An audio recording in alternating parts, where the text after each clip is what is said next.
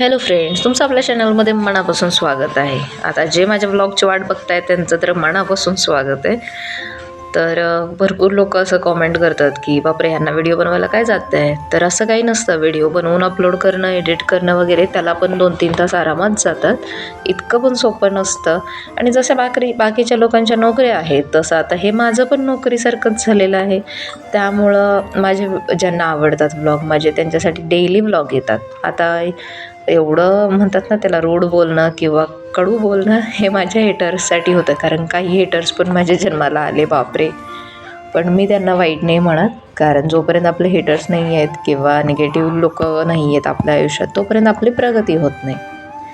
तर चला, आज अंशा पप्पांना पुन्हा चेकअपसाठी आणलं आहे. आणि हे खराडीमध्ये आहे. खराडीपासून थोडं दूर आहे. आणि पायऱ्या चढून चढून पाय दुखले. अंशा पप्पांना सांगितलं एक्सरसाइज करायला. पायऱ्या 3 फ्लोअर नाही चढू शकले, गेलं लिफ्टने. हे एक असे आहेत की फक्त खर्च घाला ह्यांच्या मागे. यांना अजिबात चालायला नको, व्यायाम करायला नको. आता नाकाचं दुखणं बरं होणार आहे आणि पुन्हा ह्याचं स्टोनचं दुखणं सुरू होणार आहे. कारण सलाईन एवढं लावले त्यामुळे स्टोन सरकला आहे. तरी देखील चाललं जात नाही. आणि मग की नाही, दुखणं सुरू झालं की मग आपल्याला वाईट वाटतं. मग इन्शुरन्स असू नाही तर नसो, आहे बायको कर्ज करायला आणि डॉक्टरकडे न्यायला. आता काय करायचं, अशा माणसांचं काही करू शकत नाही. फक्त म्हणायला म्हणून शांत आहेत. त्यापेक्षा 4 वर्षाचं माझं लेकरू बरं. खूप नंबर आहेत. चल, शूज काढतोय. माझं पाखरूला पण बरं नाही आहे. डोळे आलेले ठीक झाले पण आता ताप उतरत नाही आहे. तर आता ह्यांची अपॉइंटमेंट घेतली आहे. तर बघा, आता ह्याच्या डोळ्याचं इन्फेक्शन कालच बरं झालं आहे. त्याला मोबाईल नाही दाखवायचा तरी त्याला मोबाईल दिला आहे.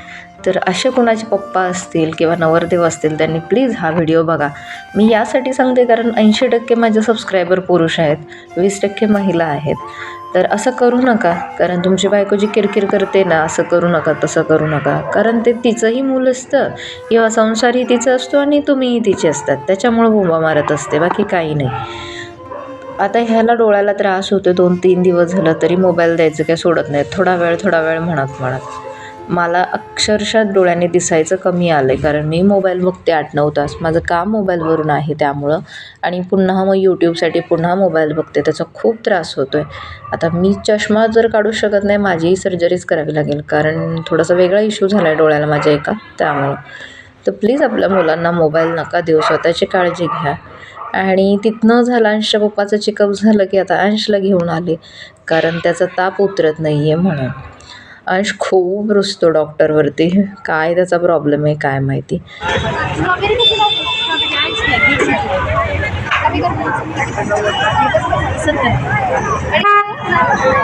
अरे आंबट असते त्यामुळे बाकी काय नाही, सगळे गोड नसते त्याच्यातले. आता डॉक्टरकडनं गेली सी. हां, कारण का त्याच्यात गोड असेल माहिती नसते.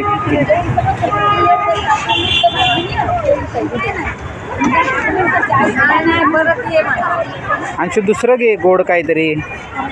आज खूप दिवसानंतर आलेत मॅडम बाजारला. दरवेळी मीच येत होतो. डॉक्टरकडनं पण जाऊन आलो, याला पण दाखवून, मला पण पुन्हा दाखवून आलो.